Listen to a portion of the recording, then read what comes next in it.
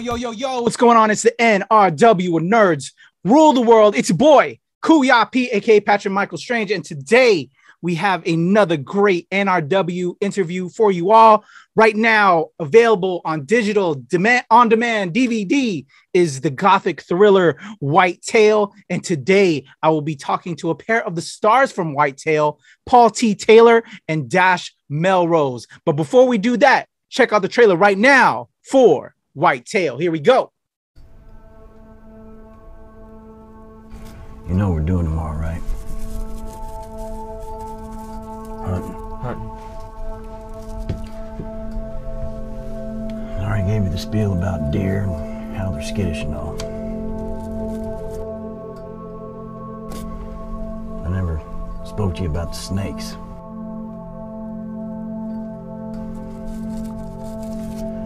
And I didn't drive all the way out here for you to end up bitten by one. People say that snakes hibernate in the winter. That's a load of horse shit. They're out here. They're scarce, but they're out here. And if you don't step where I step, you just might get bitten by one.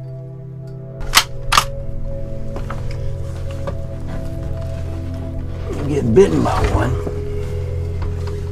I'm gonna have to drive you all the way back into town to see a doctor.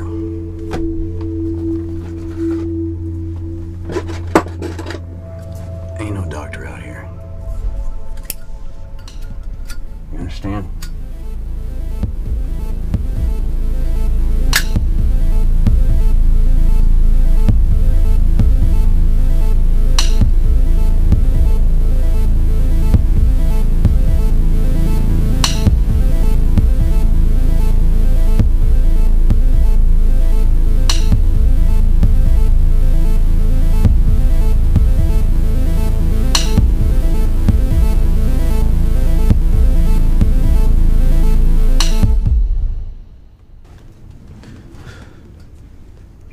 Why do we kill? It's just what we do.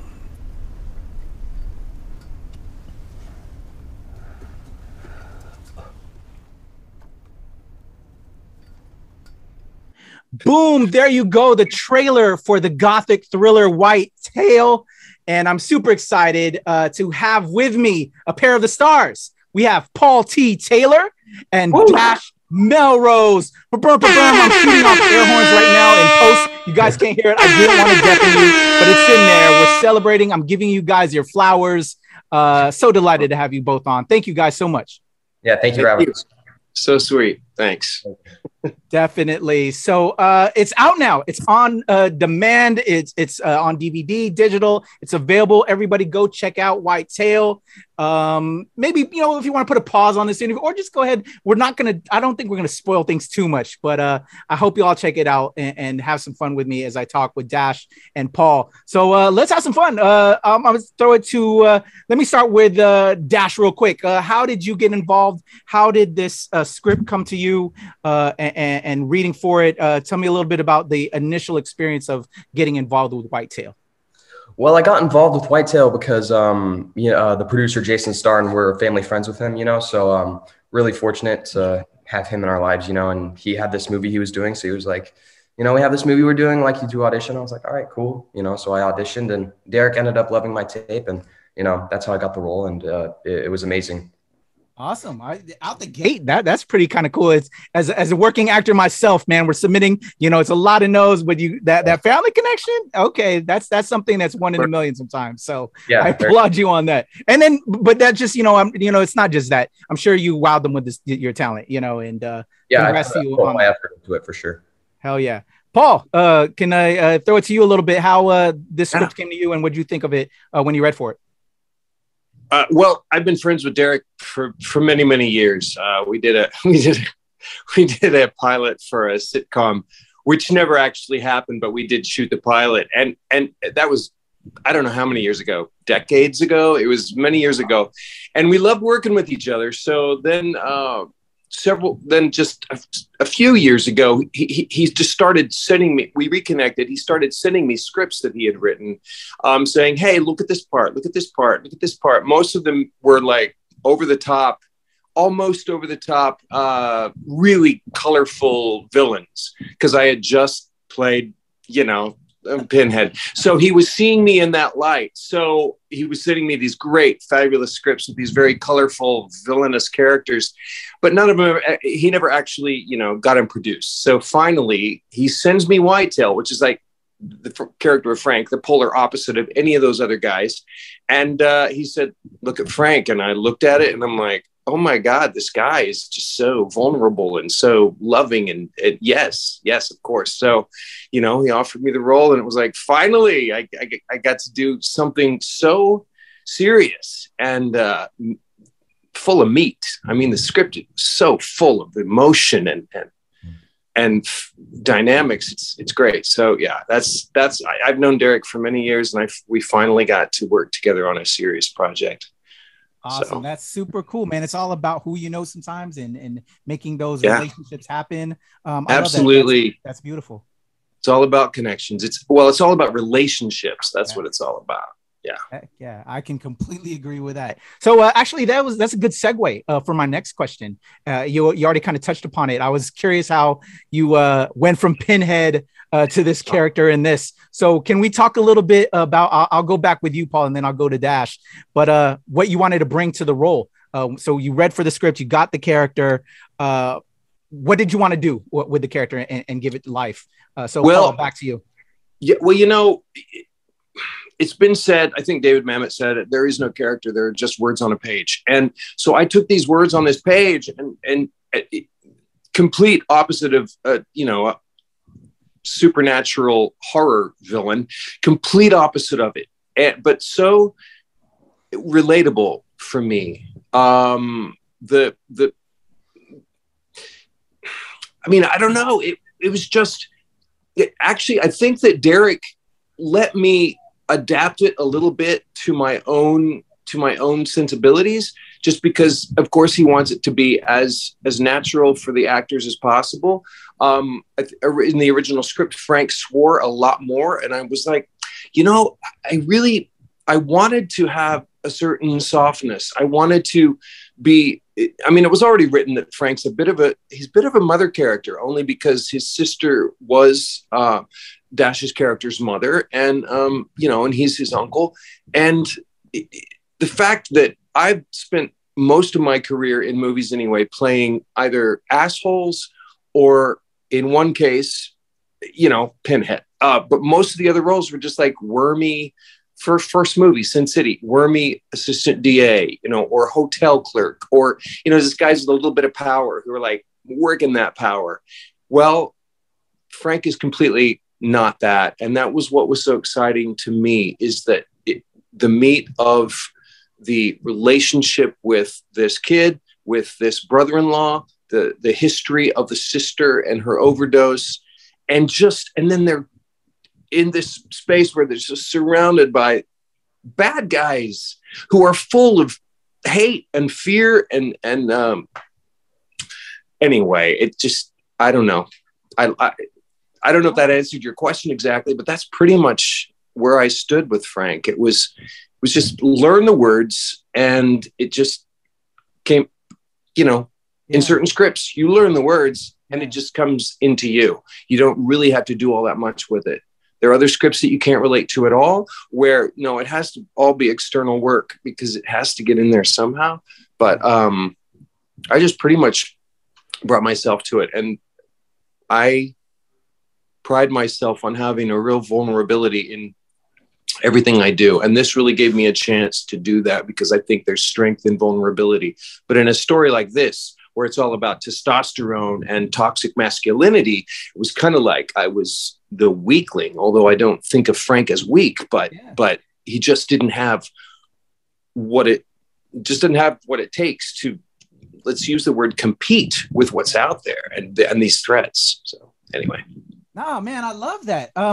When I saw you in this role, having seen your previous work, I was actually surprised of kind of like the choice. And now hearing your feedback now, as an actor myself, I'm super excited for you that you got to play against type and get to do something different, because again, we get pigeonholed as actors in certain kind of roles. And so for you to be granted the ability to explore yourself as an actor and do something different, I think is marvelous. So kudos to Derek and the team to give you something to play with. So I love that for you as an actor to actor, just to be able to really do more of this art form and contribute in a different way. That's beautiful. Thank you. Thanks. Excellent. Hell yeah, brother. And for you, Dash, now for you, what you wanted to bring to the role, with this character having, and if we can also touch upon this, that the character is, somewhat autistic, where I don't know how your training was as well, where, as actors, we got to go big, but here you have to be very reserved. Can you tell me kind of constraining yourself, or maybe some of the notions you may have as an actor to kind of silence yourself in a bit with the character you had to portray? Yeah, I don't think I developed the character with the sense of being silent. I just wanted to play it truthfully. I researched, kids with mental disabilities, and I really took a lot of inspiration from that, and that really motivated me to just play this character truthfully, not quietly or over the top, just play it to what it is and bring a lot of innocence to this movie. So, that's what I did. And I really think it really worked well with the other actors' performances. Did you find it difficult though to restrain yourself? Yeah, at times in the story, because there's a lot of times in the story where there's a lot of violence and stuff, and that could wreak havoc on someone, who's so innocent minded. So yeah, no, definitely I had to restrain myself at times for sure. 100%. But you can see in the movie, there's times where I can't, restrain myself, and that struggle is really interesting to see, I think, Yeah. Oh, I think you did a great job, bro. Thank you so much. I really appreciate that. Thank you. Yeah. Paul, I saw you kind of looking like you were going to comment. I'm sorry if I cut you off. No, it was just fun on the set because Dash is like the polar opposite of this character. So when the camera wasn't rolling, he's just like very entertaining, full of energy, full of joy. It was so fun. So it was quite a treat to watch that. And then suddenly he's like totally just looking at the spider web or whatever it is. And it's like, oh my God. Completely present, Dash. The whole movie, it's really spot on. Thank you so much. And what's really absolutely, yeah. Me and Paul's characters really played off each other so well. We have a really great dynamic. And that really gave us a lot of stuff to work on. So that was really awesome. Also, yeah, I love that. And that's actually what's gonna be my lead into the next question. Working together. So now we're on set. We're giving life to these characters. Tell me about a little bit of the set experience and kind of the actor family that was built. I think you guys filmed this in 12 days, if I'm not mistaken, just working together on set and putting this, somewhat family to life. It was so wonderful to be on this set. First of all, it was this team was amazing. The crew was amazing. Derek was amazing. The producers were amazing. It was, I'm using the word amazing too much, but it really was. It was a golden experience, and it was the largest role I've ever played. And it was just, getting to do it and getting to work with Dash and with Tom, and just really intense for the first week. It was pretty much the family unit before the super bad guys came in the following week, and then shit got real. But it was just such a joy to be telling this story, and it was pretty much shot in sequence, which really helped. I think. Yeah. No, that was really fun to see as an actor, because usually, when you film a movie, you sometimes film the last scene the first day, but we shot this, from first page, first day to pretty much the last page, last day, so you a lot of time to really develop everything that's going on, which was amazing. And the cast was amazing, and the crew, yeah, no complaints. It does help doing it in sequence so much. So without spoiling too much, there's a particular scene where the both of you guys are tied to a chair, and I'll leave it at that. Can you tell me a little bit about that scene and kind of working together? It's a pivotal scene. and I don't want to spoil at all, but I want everybody to check out Whitetail right now on DVD, digital, on demand, streaming everywhere. Just a little bit about how that scene was put together, and just building off of that, in that kind of how you had to portray as actors and characters. Yeah, that scene was really fun to film. God, it was just like, you have Jason Caviello here, I don't want to spoil it, but some pretty yeah, I know you can't spoil it, but yeah, no, it was insane. It was a lot of fun, but Derek and everybody was super supportive, so I'll let Paul speak on it. As soon as Derek walked in that front door, I really was honestly speechless. The scary dude, I mean, he was so in character, so fantastic. And playing the scene, I could barely even get my lines out. He was freaking me out. And that's good. I mean, that's exactly it. Just that added this dynamic to the scene where it's like, we are in some trouble. And man, sorry. I mean, the violence, I mean, it almost was too real for me, but it worked. It worked. You see it in the movie and it's like, damn. Oh, is that my movie? Is that me? Oh, no, my phone doesn't sound like that. It was crazy. And I was really, I can't, no spoilers. I can't say what I was sad about. Never mind. I want to say one thing about Jason. That guy commits to his roles and it's scary, like there's scenes where we're running through and that guy will grab me and throw me on the ground, and it's like, sometimes it's like, oh man, but it really added a level of realness to it. It worked. Yeah. You guys are great. That I enjoyed that sequence, and one of the things I want to ask you about, I had the pleasure of talking with Derek Presley last week, and Jason Starn, the writer, director, and the producer, great gentlemen.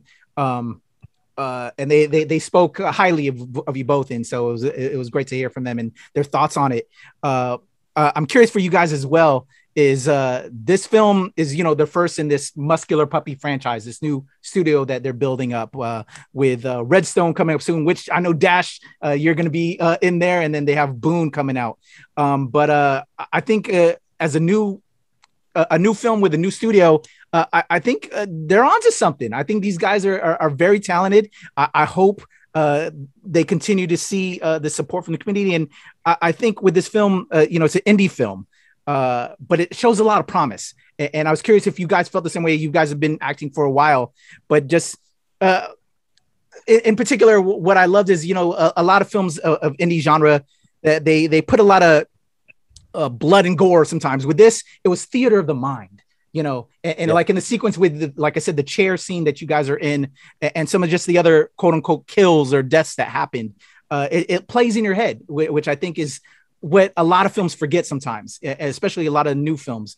They just go for the gore and think that'll help sell the film. But sometimes, we want a good story. And I think that's what they've done with Whitetail. And you guys are a part of this great story. Can you just talk about the crew, Derek, and just the script in general, overall in regards to the film? Yeah, Derek is amazing. I mean, that guy knows how to write a script, like hands down the best writer and director I've ever worked with. He has a visionary mind, and if you go back through his past work, it's so eclectic, he shows you some of his short films. You're like, wow, how'd you go from this to this? And, with such magnitude, and it's incredible. And him with Jason, they know how to make a real great story, just a real story. And it's really just amazing. I'm really excited for what they're doing. I could just say ditto. I mean, I won't I did just now, but no, Derek is brilliant.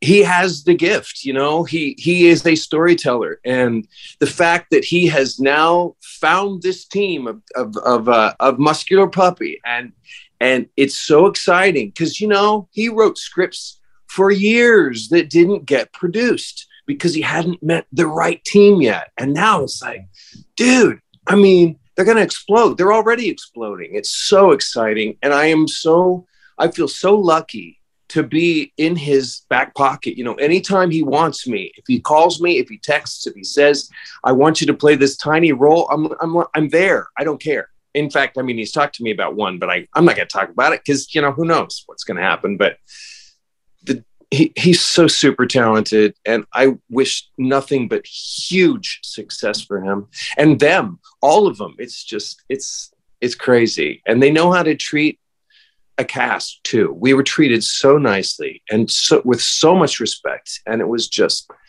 it's the way movies should be made, you know? And it wasn't about the money. It was about the passion of the story, you know, telling the story. So I love being able to say that and mean it, because, you know, we've had experiences where that's not the case. And it's oh, you just know.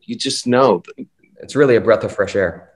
Yeah, it is. And you just feel it every day. It's like, yes, yeah. I don't want to leave. I was so sad to get wrapped, but I love that. Oh man, that's so beautiful here. And that's the vibe I got. I wasn't even a part of this film. I'm just, you know, talking about it. And obviously, you know, when you see a good film, you want to promote it. And that's partially, you know, my job. But as an actor, as a filmmaker, that's the vibe I got watching it and talking with both Jason and Derek, and now talking to you gentlemen as well. That you love to see that, you know, as actors, as filmmakers, that people just consider this a craft as art. You know, it's all about making art. And I just think that's absolutely beautiful. And I really appreciate you guys sharing your experience.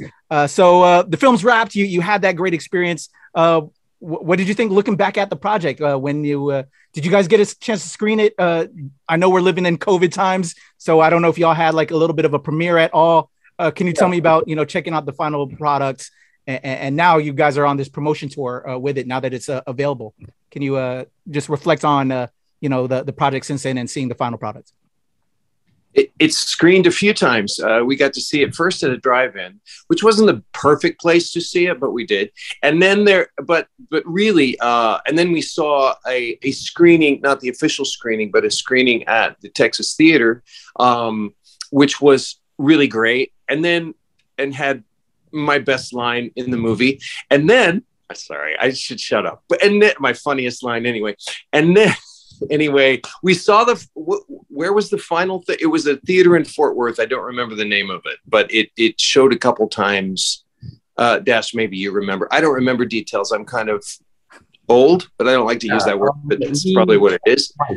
So we saw it at a drive-in, and then the Texas Theater, and that was incredible. You know, the Texas Theater is so cool. You know, a lot of history with that. Yeah. That's just so lucky to be there. You know, and my thoughts on seeing it after a couple of years is man, I've grown so much as an actor. I would have done so many things differently, you know. But you're also about a foot taller, probably. I have no idea. Yeah, but maybe. Sorry, I didn't mean to interrupt you. I was like right here, so you know, getting there. Yeah. It's exciting that you went from that to what's the name of the movie? Damn, I'm stupid. Redstone. Yeah, it's so exciting. I can't wait to see it. Yeah, no, it's incredible. Yeah. Yeah, and Billy Blair's in both. Billy Blair's in all three that they've done, right? Is that right? I don't know. Maybe. I'm not sure. Yeah. Anyway, enough about him. He's not here. I love it, and I just love the camaraderie between you guys, because it's like, again, I'm watching the movie again. You know. You know, it's sad. It's so sad. You build a family as actors, you know, especially if you kind of get that there's a vibe, you know, there's an energy, and so that's beautiful. Yeah, that vibe definitely builds, you know, for sure. It builds, and it adds a lot of you know, great spice, I guess, to the movie, you know, and it really shows, I think. Yeah. Oh yeah. It's a slow burn. I hope to see you both again working in tandem. That would be great. I'd love it. Puppy, get on that. Yeah, I know you have a couple projects on the way that we talked on, and some we can't talk on yet. But I love that they're building, and you guys are a part of this amazing team with Muscular Puppy. Again, with you, Dash, on Redstone. I don't know if you worked on Boone at all, but I know you're involved with Redstone.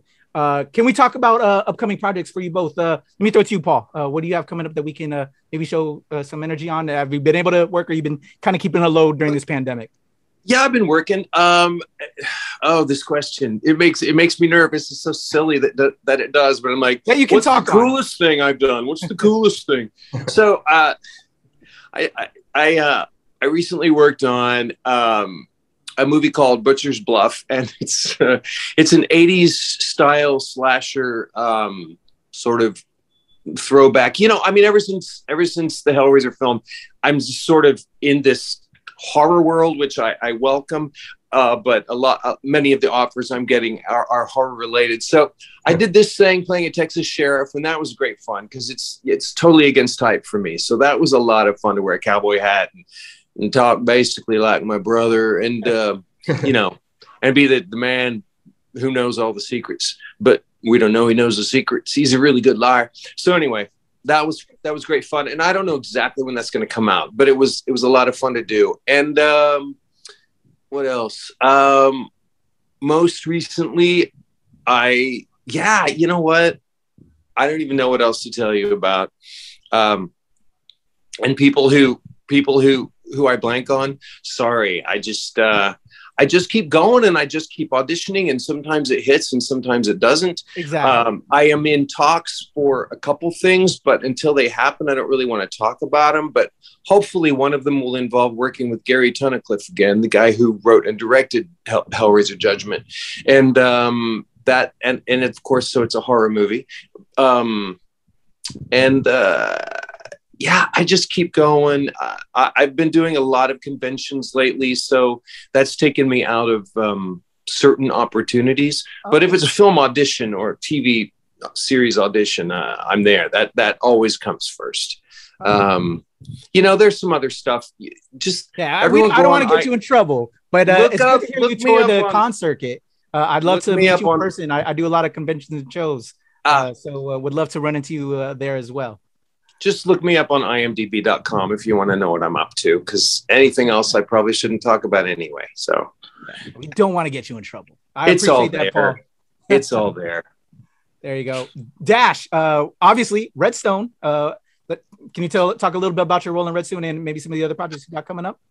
Yeah, I did Redstone maybe a little less than a year after Whitetail, and that was with Derek and Jason, and we were fortunate enough to get a great stellar cast, and they're incredible. Neil McDonough, awesome, super fortunate, to work with him. Minority Report is one of my favorite movies, so that was really awesome. An honor. And that's a similar movie to Whitetail in the sense that it's more real, it's grounded, we're still in Texas, fast forward maybe 10 years. But yeah, super lucky to work on that one. Just great time in the Texas heat, opposite of Whitetail. Whitetail was freezing. But yeah, other than that, I don't really have anything coming up, auditioning, keeping at it. And yeah. There we go. I love it. So you guys are both Texas based, right? Yes, Sorry. Yes. I thought of something I want to tell you guys about. I'm sorry because it's very now, and I just remembered it. Okay. So let me just add one more thing. Before COVID hit, I shot a short film called Soldier Plant. And it was much longer in the writing of it. And in what we shot, it was based on a play that was like 2.5 hours long, but it's been reduced to 12 minutes. And it's this beautiful, beautiful short film.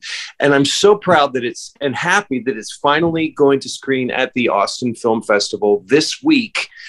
So that it's really cool. That's a festival that's dedicated mostly to writing and writers. And I'm super proud of it because it's again, speaking of cold weather, it's the coldest I've ever been on a set. It was in Corsicana, Texas, and it was freezing, colder than Whitetail even. It was we were frozen. It was insane. But just wanted to tell people about that because it's I'm very excited about it. So hopefully that's going to get out there in the festival world and be seen by lots of people because it's so beautiful and funny and sad.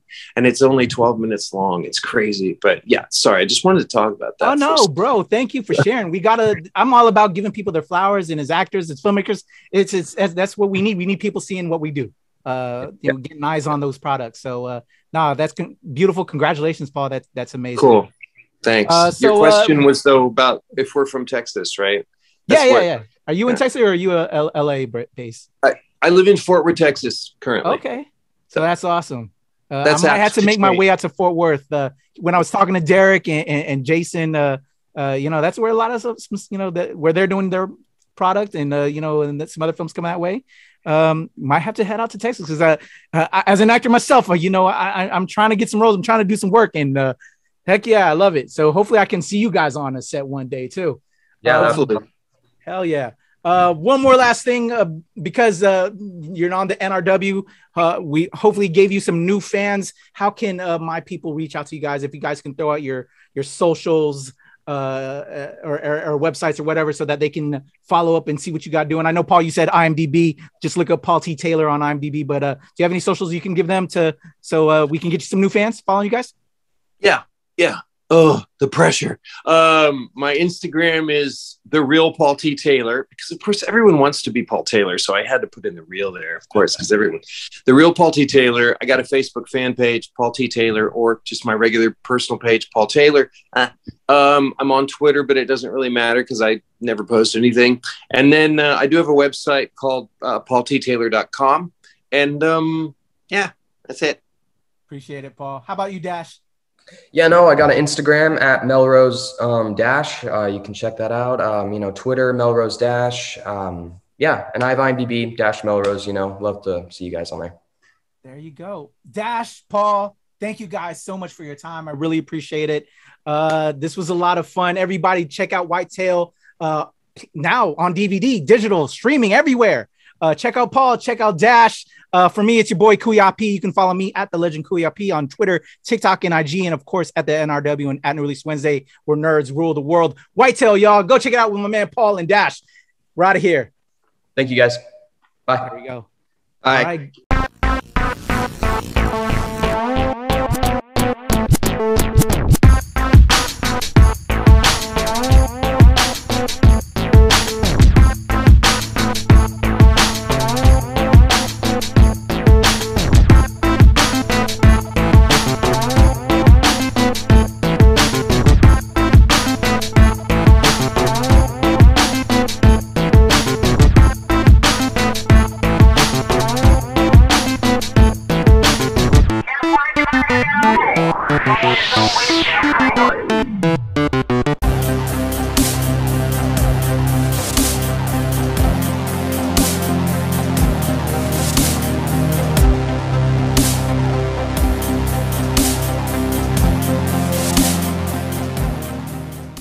Hi, this is Paul T. Taylor. This is Dash Melrose. We'll be on the NRW talking about our film Whitetail with Kuya P. We're super lucky to be on here talking about our film. It's a Southern Gothic thriller, and we can't wait to see you on here. Yeah.